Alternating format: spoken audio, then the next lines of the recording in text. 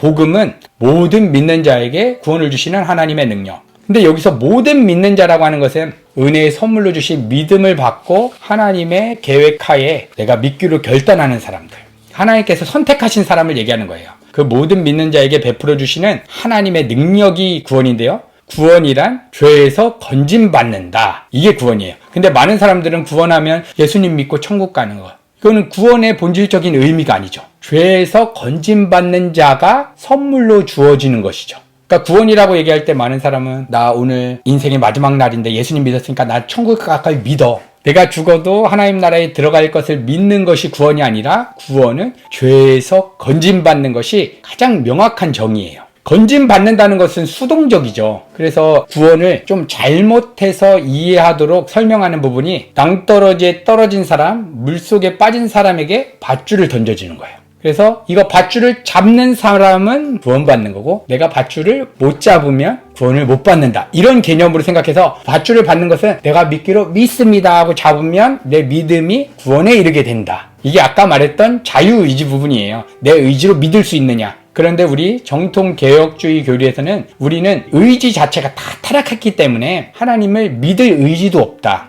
건짐받는다는 것은 내가 잡는다고 되는 게 아니라 하나님이 와서 물속에 빠진 나를 잡고 끌어올리시는 거예요.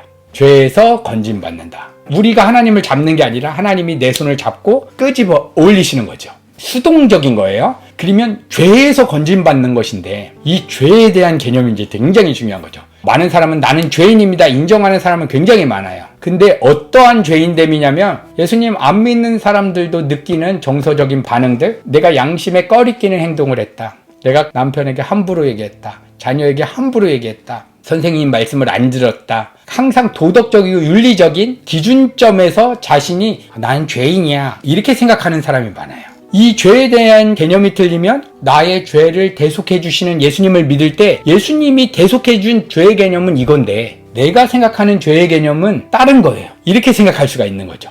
그러니까 구원관이 완전히 틀려지는 거예요. 죄에 대한 개념을 모르면. 예수님께서 우리의 죄를 용서해 주셨다라고 할 때 그 죄는 무엇일까? 죄는 성경에서 하마르티아, 관역을 빗나가다, 마음의 방향이 하나님이 아니라 이 세상 일들로 빗나갔다, 그게 죄래요.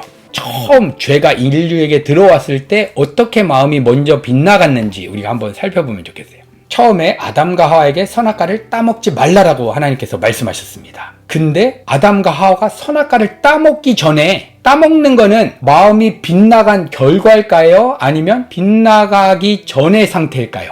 마음의 방향이 빗나갔기 때문에 어떠한 악한 행동을 했겠죠? 어떤 사람이 간음을 했어요. 여인을 간음을 했는데 마음속에 저 여인을 품고 싶다라고 하는 음란한 마음으로 마음이 빗나갔기 때문에 간음을 했겠죠. 마음은 청결한데 그냥 간음할 사람은 없고, 아담과 하와도 마음은 하나님만 사랑하는데 선악과를 따먹을 수가 없는 거예요. 많은 사람들은 죄의 뿌리를 불순종이라고 얘기를 하는데 그것은 죄의 결과예요. 열매. 불순종은 죄의 열매다. 간음을 하기 이전 예수님은 뭐라고 얘기했냐면, 여인을 보면서 음욕만 품어도 너는 간음이라고 하는 행위죄랑 동일한 거야. 형제를 향해서 미워하는 마음만 가져도 살인이다. 그러니까 예수님이 말씀하신 것은 마음속에 있는 상태, 죄의 뿌리라고 얘기하는 거예요. 그러면 아담과 하와가 단순히 선악과를 따먹은 것은 그냥 죄의 열매인 것뿐이고, 죄의 본질은 무엇일까요? 따먹기 전에 마음의 상태가 어땠을까 한번 생각해보면 보암직스럽고 먹음직스럽다, 이런 얘기를 했죠. 그러니까 하나님의 율법의 말씀이 딱 주어졌어요. 율법은 항상 이거 따먹으면 죽을 거야, 안 따먹으면 축복받을 거야. 구약의 율법이 딱 이거예요. 하나님의 말씀에 순종하면 너 복받을 거야, 순종하지 못하면 저주받을 거야. 이게 구약의 율법이고, 이 율법이 들어오기 전에도 첫 번째로 인간에게 주어진 율법이 선악과 따먹지 말라라고 하는 율법이에요. 이 율법이 딱 들어오니까 인간의 마음 안에 보암직스럽다, 먹음직스럽다, 이 마음이 들어온 거예요. 그래서 많은 사람들이 이제 뱀이 와가지고 이거 선악과 따먹으면 너 하나님처럼 될 거야 속여서, 뱀이 속여서 이렇게 마음이 된 것 아니냐 이렇게 생각할 수도 있죠. 뱀은 미혹하는 자, 사탄은 미혹만 할 수 있어요. 결혼한 부부가 있어요. 근데 남편에게 어떤 친구가 와서 속여요. 뱀과 같은 친구가 와서 속여요. 너 와이프가 있잖아. 근데 너 이거 연예인 봐봐. 얘 만나면 더 행복하지 않겠니? 속였어요. 그래서 거기서 헷가닥 넘어가서 다른 여인을 또 취해요. 그러면 이 남자의 잘못일까요? 헷가닥 한 사람의 잘못일까요? 정말 아내를 사랑했다면 야, 너 무슨 말도 안 되는 소리를 하니? 내 아내를 난 정말 사랑해. 이게 정말 사랑했다라고 하면 증거로 나왔을 거예요. 무슨 소리를 해? 만약에 아담과 하와가 정말 하나님을 사랑했다면 야, 무슨 소리해? 내가 하나님처럼 된다고? 하나님이 나를 창조했는데 말도 안 되는 소리를 하네? 이렇게 했을 거예요. 근데 속였을 때 아담과 하와는 보암직스럽고 먹음직스러운 마음의 상태가 먼저 온 거예요. 이게 바로 탐심이에요. 아직 사건화돼서 어떠한 일이 터지지 않았는데 누굴 때리지도 않았어요. 선악과를 따먹지도 않았는데 그것을 마음으로 취하고 싶은 마음의 상태. 이게 성경에서 말하는 탐심이에요. 이 인간 안에 있는 본질적인 죄의 속성은 우리의 마음 안에 하나님처럼 되고 싶다. 그게 뭐냐면 선과 악을 내가 판단하고 싶은 마음의 상태. 그래서 재정 문제가 딱 들어오면 우리는 마음속에 누가 뭐라고 안 해도 큰일 났네. 체류증 문제가 생기면 큰일 났네. 또 자녀가 뭐 잘 되면 우와 잘 됐네. 이거의 좋음과 나쁨을 판단하는 본성 자체가 우리 안에 있는 거예요. 성경에서 말하는 죄의 뿌리는 이거 얘기하는 거예요. 이게 우리는 되게 가벼운 것 같잖아요. 뭐 잘 되면 기쁘고 뭐 안 되면 슬프고. 이거 원래는 하나님만이 가지시는 고유한 권한이었던 거예요. 선과 악을 판단하는 거예요. 이거 판단하지 말라. 그래서 예수님께서 죄 없는 인간으로서 이 땅에 오셔서 예수님의 삶 속에서는 어떤 것도 좋은 것이다, 나쁜 것이다 예수님은 판단한 적이 없어요. 예수님이 뭐라고 얘기하냐면 하나님의 하라는 대로만 나는 한다. 의의 병기로 예수님이 드려졌다라고 얘기하는데 예수님은 성전에 들어가서 장사하는 사람들을 상을 다 뒤집어 엎으셨을 때 예수님이 그냥 단독적으로 싫어서 얘기한 게 아니라 하나님이 그러한 마음을 주신 것을 그냥 행하셨다는 거예요. 그렇기 때문에 우리 안에 있는 죄의 뿌리 바로 내가 선악 판단의 주체가 돼서 이것은 좋은 것이다, 나쁜 것이다 라고 하는 마음의 상태가 딱 있으면 이게 죄의 뿌리인데 이 죄의 뿌리를 모르면 이 죄의 문제를 해결하신 예수님을 만날 수도 없고 예수님을 만나지 못하면 구원에 이를 수도 없고 근데 하나님이 택한 백성은 반드시 이 죄에 대해서 깨닫게 되는 거예요. 그리고 이 죄 때문에 아픈 거예요. 내 삶에 내가 주인 되어서 선과 악을 내가 판단하면서 살아가는 것. 이게 우리 안에 있는 죄의 뿌리다. 로마서 7장 보면 죄가 어떻게 우리 인간 안에 들어오는가? 8절 그러나 죄가 기회를 타서 계명으로 말미암아 내 속에서 각양 탐심을 이루었나니 이는 법이 없으면 죄가 죽은 것임이니라.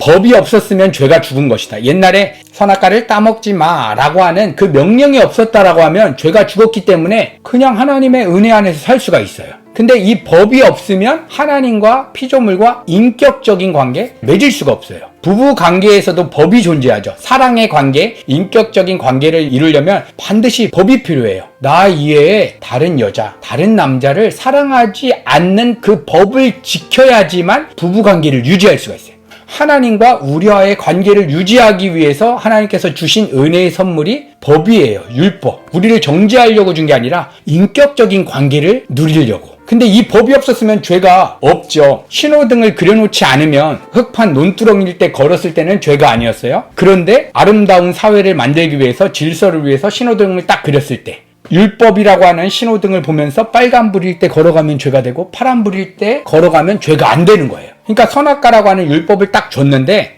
죄가 기회를 타서 계명으로 말미암아 탐심을 이뤘다는 거예요. 죄라는 게요 외부의 어떠한 성향으로 존재했다는 거예요. 성경에서 죄의 기원은 루시퍼라고 들어보셨죠? 이사야에서 보면 루시퍼의 죄의 뿌리가 뭐냐면 내가 천상에서 하나님을 찬양하는 그 리더자로서 찬양하는 일을 담당하다 보니까 찬양을 받고 예배를 받는 하나님처럼 되고 싶구나. 그래서 반역을 일으켰어요. 그래서 이 시간과 공간의 세계에 처음으로 등장하는 게 뱀의 모습으로 와서 아담과 하와에게 속이던 거죠. 사탄이 가지고 있었던 그 죄의 속성이 외부에 있었다가 선악과 따먹지 마라고 하는 계명이 주어지자 이 죄라고 하는 게 기회를 타서 쏙 인간 안에 어떠한 성향으로 들어왔다는 거예요. 죄는 내가 아닌데 내 안에 어떠한 성향으로 존재하는 거예요.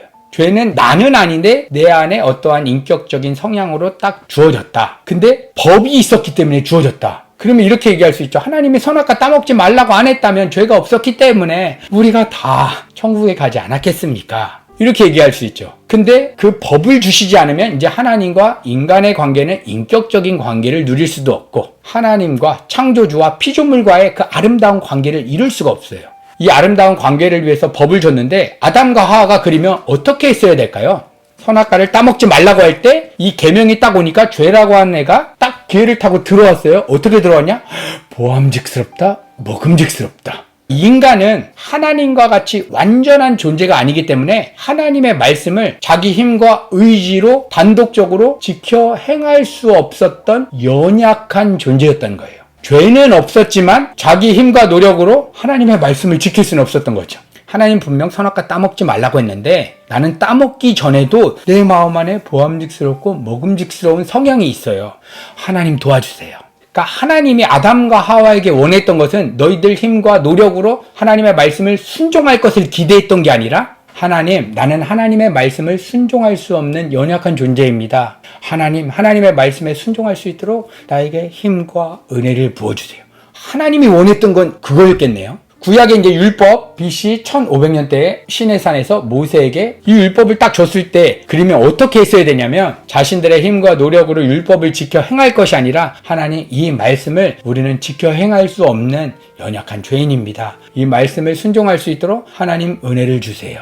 이것을 원했는데 구약에 있었던 수많은 선민들이 자기 힘과 의지로 율법을 지켜 행하려고 했어요. 왜 그랬냐면 율법을 잘 지켜 행하면 이 땅에서 좋다고 하는 축복을 준다고 했기 때문에, 그리고 불순종하면 저주받는다고 했기 때문에, 그래서 자기들의 힘과 노력으로 율법을 지켜 행하려고 했는데 하나님이 원하셨던 것은 그게 아니라 하나님, 나는 율법을 지켜 행할 수 없는 죄인입니다. 하나님 은혜를 주세요. 이것을 원했던 거예요. 그래서 결국 구약 3000년 동안 지켜지지 않고 이제 신약 시대가 일어나서 예수님께서 이 구약의 율법을 하나님 사랑과 이웃 사랑 두 개가 율법이다. 근데 죄인된 너희들은 이 말씀 절대로 지킬 수가 없다. 그래서 너희들은 이 죄의 문제를 해결하실 예수님을 너희 인생의 주인으로 모셔드릴 때만이 이제 하나님의 말씀을 순종할 수 있는 그러한 은혜가 부어졌다. 이게 구약의 율법의 의미예요. 그러니까 죄의 본질적인 속성을 딱 요약하면 어떠한 행동을 하기 이전에 내 마음의 상태인데 그 마음의 상태를 쪼개서 보면 하나님처럼 되고 싶구나. 하나님처럼 된다는 것은 내 삶에 주어진 모든 일에 대해서 좋다, 나쁘다를 내가 주체적으로 판단하려고 하는 마음의 상태. 이 문제를 해결하시기 위해서 예수님께서 오신 거예요. 이걸 해결하지 않으면 인간은 다 하나님 자리에 올라간 거예요. 그러니까 하나님이 가장 본질적으로 싫어하는 죄의 뿌리가 바로 이거예요. 왜 네가 하나님 자리에 올라가서 네가 인생의 주인 돼서 그렇게 삶을 경영하며 살아가려고 하느냐. 이거 해결하지 않으면 구원받을 수가 없다. 그러니까 우리가 구원을 받는다는 것은 우리의 마음의 주인을 바꾸는 거예요. 그래서 하나님께서 우리를 회심시키실 때 가장 본질적으로 깨닫는 게 내가 여태까지 누구 때리고 나쁜 짓하고 미워하고 이간질하고 이게 아니라 이것은 열매고 이 뿌리 실체. 내가 내 삶의 주인 됐구나. 내가 하나님 자리에 올라가서 지금 내 삶에 대해서 만족하지 못하는구나. 이거를, 그래서 저희가 지금 해야 되는 작업은 이제 머리로 논리로 이제 교리적인 걸 딱 잡았어요. 이거를 이제 실제화해서 내가 삶에서 살아가야 되는 거.